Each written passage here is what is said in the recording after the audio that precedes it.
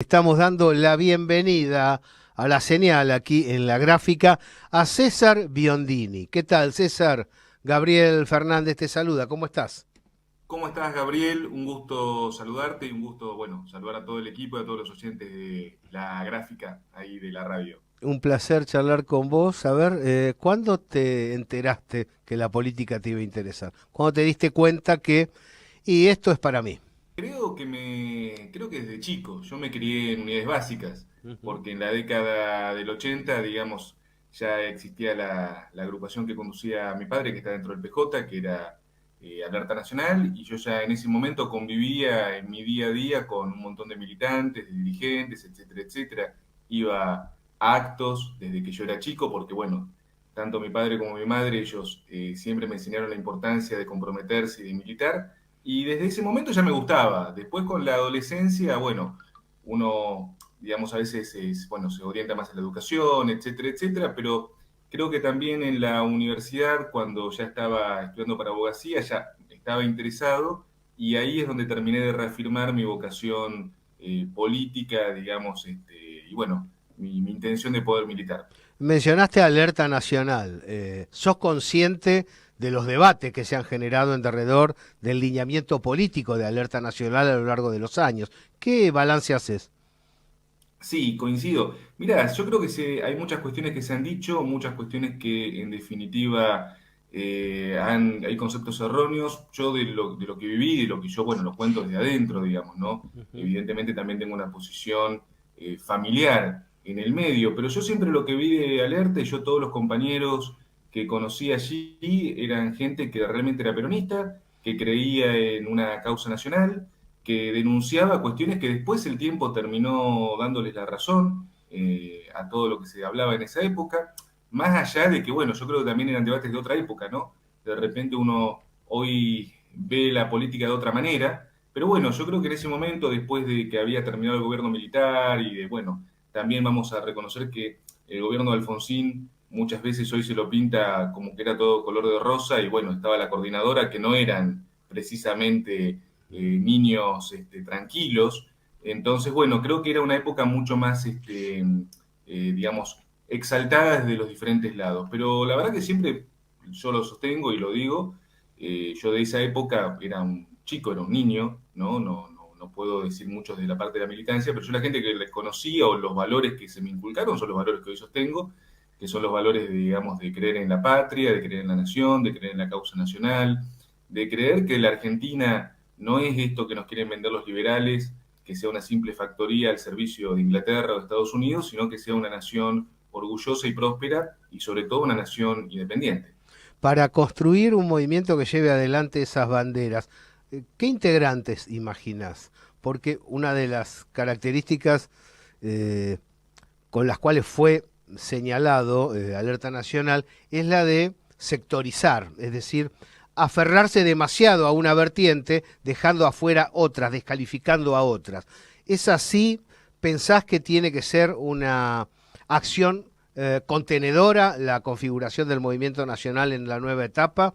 ¿O pensás que hay que ser más estricto programática, doctrinariamente? No, yo creo que hoy por hoy la experiencia, creo que después estamos hablando de una experiencia política y de un movimiento que, bueno, esto fue hace ya casi 40 años Ujú. atrás. Yo creo que hoy por hoy sí tiene que ser un movimiento amplio, tiene que incluir a diferentes espacios, incluyendo, por ejemplo, también yo considero a espacios incluso que son valiosos del sector del radicalismo, no a todos, pero hay gente que realmente es muy valiosa. Creo que las diferentes expresiones del peronismo, que las hay y son muchas. Creo que la expresión, bueno, yo provengo esencialmente de una militancia que también sigo la línea San Martín Rosas Perón, pero provengo de una experiencia más bien nacionalista y, o sea, no vengo del PJ, a eso me refiero, Ujú. con esto que estoy diciendo. Lo que yo sí marco, a ver, necesito marcar un cierto límite con gente que ha traicionado, es decir, a mí figuras como Pichetto o como Scioli, me parece que son justamente dirigentes que vienen, digamos, de una experiencia de, vamos a denominar, el amplio campo nacional, y que hoy estén sirviendo a los intereses de Milei, me parece que ya es, bueno, una definición en sí mismo de por qué no los considero, aptos para formar o integrar una etapa de cambio, digo, porque realmente creo que todo tiene un límite. En todo este último periodo ha sido fuerte la discusión, aunque no orgánica, pero ha sido fuerte la discusión de lo que podríamos llamar los sectores nacionalistas con los sectores progresistas, ¿no?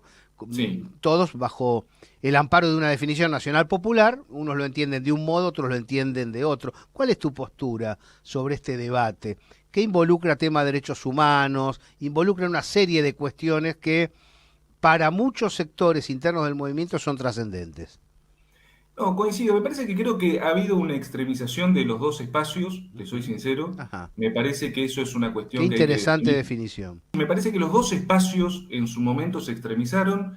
Creo que Milei ha sido una cachetada necesaria Ujú. al campo nacional, que también nos ha puesto en una situación de decir, bueno, a ver, estuvimos quizás discutiendo cuestiones que la verdad, que hoy por hoy parece que estamos discutiendo cuestiones de Suiza, porque hoy por hoy estamos peleando por defender a la Argentina o la existencia de la Argentina. Entonces, yo creo que, a ver, es indiscutible la cuestión de los derechos humanos, no hay duda al respecto, no hay duda, digamos, para mí, de la defensa de los valores de la nación. Creo que tenemos que llegar a un punto de decir, bueno, tenemos que aprender a convivir y a buscar lo mejor para el país, pero hoy por hoy, Gabriel, considero que estamos en una etapa de una lucha en común frente a lo que yo considero que es un gran rival, un gran adversario, que es este régimen libertario, que básicamente viene por todos. O sea, ellos no están preguntando ustedes de una vertiente o de otra. Ellos Claro. vienen por todos nosotros. Ujú. Entonces, digamos, por mandato de lo que yo denomino la anglósfera. Entonces, en ese sentido, creo que esas discusiones, eh, reitero, hay discusiones que no son discusiones, digo, insisto, no se discuten los valores de la patria, no se discuten los derechos humanos, eso no hay discusión. Pero en los otros temas que uno puede tener una posición u otra, hoy por hoy están en segundo plano frente a lo que estamos enfrentando. Hablaste de la anglósfera, vamos entonces, nos zambullimos en la geopolítica. ¿Cuál es tu mirada geopolítica? Tomando en cuenta si tomás como base a Perón, tenés un perfil, ¿no es cierto? Sí, ¿Qué pensás de los BRICS? ¿Qué pensás de las naciones multipolares y del proceso que se está dando en contraste con las potencias occidentales? yo creo que los BRICS es un movimiento extraordinario, creo que es realmente es una gran pérdida para la Argentina no haberse incorporado, Ujú. creo que es la gran respuesta en el siglo XXI, por lo menos en esta etapa del siglo XXI, al dominio de justamente de la anglósfera, creo que el movimiento que está llevando adelante Rusia, sobre todo, que creo que es el gran impulsor del mundo multipolar, hoy por hoy es necesario. Es Ujú. decir, y la Argentina tiene que necesariamente que adherir a eso porque nosotros históricamente estuvimos enfrentados a los intereses de Estados Unidos y de Inglaterra. Es decir, por un lado Estados Unidos ha sido el gran rival geopolítico en el continente de Estados Unidos. O sea, siempre Estados Unidos pretendió rebajar a la Argentina. Evidentemente Inglaterra es un enemigo declarado, digo, está usurpando parte de nuestro territorio. Lo que plantea Rusia, que también, insisto, que lo acompañan dos naciones muy disímiles entre sí, pero que son naciones que son emergentes, digamos, han sufrido el colonialismo como China y como India, integran ese BRICS junto con Brasil, que es un aliado natural, no es un adversario de la Argentina. Digo, Ujú. nosotros hemos peleado a expensas de los imperios que nos afectaban a unos u otros. Yo creo que el mundo multipolar es la única respuesta que puede haber frente a este globalismo anglófilo, anglosajón, que también incluye cuestiones que, bueno, yo escuchaba hace un ratito muy interesante el reportaje sobre quién mató a Rucci, y bueno, tenemos que hablar también no solamente de la parte anglosajona, sino también del sionismo, de cómo eso influye, digamos, en la libertad y en la independencia de las naciones. Está claro, vamos allí entonces. ¿Cuál es tu mirada sobre lo que está sucediendo hoy en Gaza? Es un genocidio, es un apartheid, no lo digo yo, lo dice la Corte Internacional Penal, es una cuestión terrible. A ver, acá muchas veces Israel ha querido disfrazar sus cuestiones diciendo no, se critica a Israel y hay una cuestión antisemita. Hay muchísimos judíos que no comparten en absoluto las políticas de Israel. Ujú. Realmente me parece que cargarle a la colectividad judía los crímenes de Israel es un crimen en sí mismo. Me parece que es una cobardía. Aparte, lo que sucede en Palestina es un genocidio, es un apartheid, y lamentablemente lo estamos viendo, disculpame la definición quizás un poco, digamos, quizás que no suene tan bien, pero es una definición, lo estamos viendo en 4K, o sea, lo estamos viendo en directo, lo vemos todos los días por Twitter, lo vemos por YouTube, Ujú. transmiten por Instagram un genocidio y la gente, todavía hay gente que dice, no sé si está pasando eso o no es tan grave. y es terrible. Entonces, la verdad que, sinceramente, si uno lo podía decir, bueno, hace 60, 70 años, no sé, lo que pasaba en Sudáfrica, no existía Internet, pero lo estamos viendo en vivo y todavía hay gente que defiende y dice, no, pero eso no está tan mal. Ujú. 40.000 palestinos han sido asesinados desde octubre hasta Sí, ahora. Es terrible. sí, sí. Y Argentina encima ubicada, podríamos así decir, en la franja radicalizada del sionismo, ¿no? Para peor con esa alianza y para peor, es más, afectando nuestra propia posición con respecto a la causa Malvinas, Ujú. ¿no? Porque defender el genocidio en Palestina también es atacar a la causa de Malvinas. ¿Qué pasó aquí, César? ¿Cómo puede ser?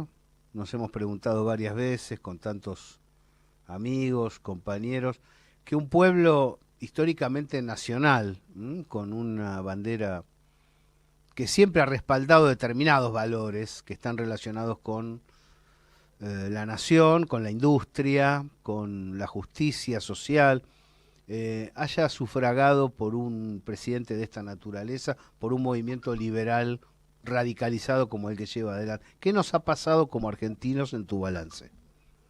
Creo que hemos tenido, hay una cuestión que los liberales han llevado muy bien adelante, que ellos lo denominaron la batalla cultural.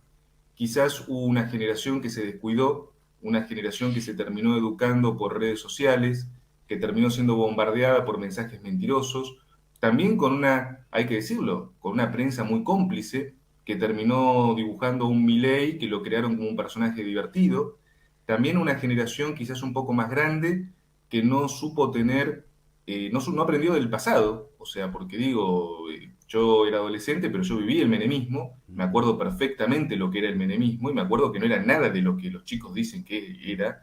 Mi madre era docente, era profesora de colegio secundario y me acuerdo que cobraba 240 pesos y Tal cual. durante todos los 90 cobró 240 Sí, pesos. sí. Los jubilados estaban knockout. Ujú. Yo me acuerdo de Norma Play y el 450. Entonces, a ver, creo que eso fue lo que pasó. Faltó cultura política o faltó educación política. Quizás estos debates que hoy estamos teniendo, que yo los veo que están multiplicándose en las básicas, en las universidades, en los colegios, en las redes, sobre justamente valorizar nuevamente el concepto de lo que es patria o el concepto de lo que es una Argentina con ciencia, educación y tecnología. Bueno, esos debates habían sido dejados de lado porque se pensó que eso estaba resuelto. Y hoy por hoy creo que ha vuelto esa educación política que se perdió. Vos hablaste de Perón, hablaste de Rosas, de San Martín.